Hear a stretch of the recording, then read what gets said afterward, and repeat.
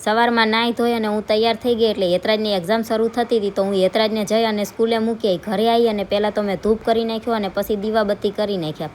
દીવાબત્તી કરવાની કામ પૂરું થઈ ગયું એટલે મારે ધાબામાં કચરા પોતા કરવાના હતા તો મેં ધાબુ વાળી અને પોતા મારી દીધા.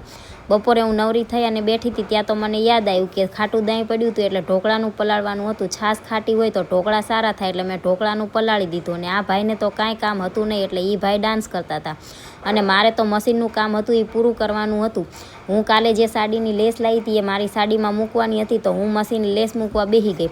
લેસ મૂકાઈ ગઈ પછી મારે ઢોકળા બનાવવાના હતા તો મેં ઢોકળાનું સવારમાં પલાળી દીધું. તો આથો આવી ગયો તો એટલે એમાં બધા મસાલા કરી નાખ્યા અને હવે વઘાર કરવાનો હતો તો વઘાર કરવા માટે મેં તેલ ગરમ કરવા મૂકી દીધું.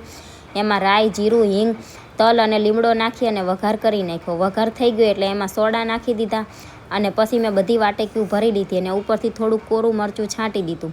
ઢોકળિયામાં પાણી ગરમ થઈ ગયું એટલે મેં ઢોકળા બાફવા માટે મૂકી દીધા અને ઢોકળિયું બંધ કરી દીધું અને ઢોકળા ચડે ત્યાં સુધી રાહ જોઈ. વિડીયો ગમ્યો તો લાઈક કરજો અને ચેનલને કરી દેજો સબસ્ક્રાઈબ.